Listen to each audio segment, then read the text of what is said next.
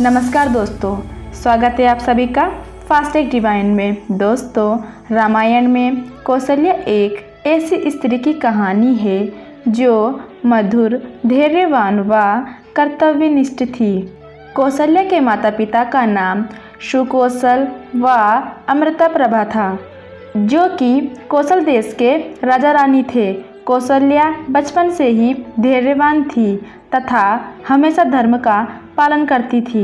दोस्तों, जब कौशल्या विवाह योग्य हो गई तब उसका विवाह अयोध्या नरेश महाराजा दशरथ के साथ हुआ।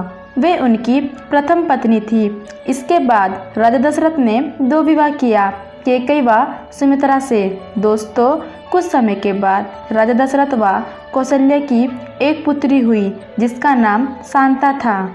एक दिन कौशल्या की बहन वार्ष्णेय अपने पति सोमपद के साथ अयोध्या आई हुई थी। सोमपद अंग देश के राजा थे, लेकिन उनकी कोई संतान नहीं थी।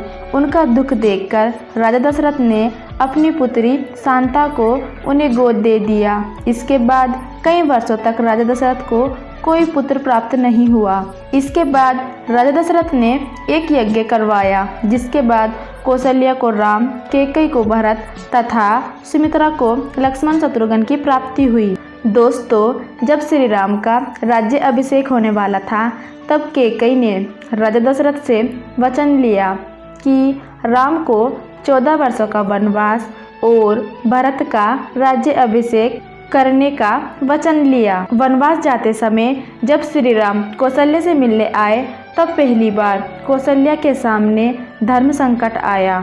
उसे अपना पति धर्म भी निभाना था तो माँ का भी धर्म बीच में आ रहा था। एक ओर उसके सामने अपने पति के दिए हुए वचनों की लाज रखना था, तो दूसरी ओर अपने पुत्र को 14 वर्ष तक भीषण संकटों से बचाना था। माता कौशल्या ने काफ़ी कोशिश की कि राम वनवास ना जाए, किंतु ऐसा हुआ नहीं। राम के वनवास जाने के कुछ दिनों बाद राजा दशरथ की मृत्यु हो गई और तीनों रानियां विधवा हो गई। किंतु माता कौशल्या ने विधवा होने के पश्चात भी उन्होंने अपना धैर्य नहीं खोया तथा धर्म के कार्य करती रही। इसके कुछ दिन बाद भरत व तीनों रानियां चित्रकूट गए राम से मिलने। अंततः 14 वर्षों के बाद श्री राम अयोध्या लौटे और अयोध्या में उनका राज्य अभिषेक हुआ।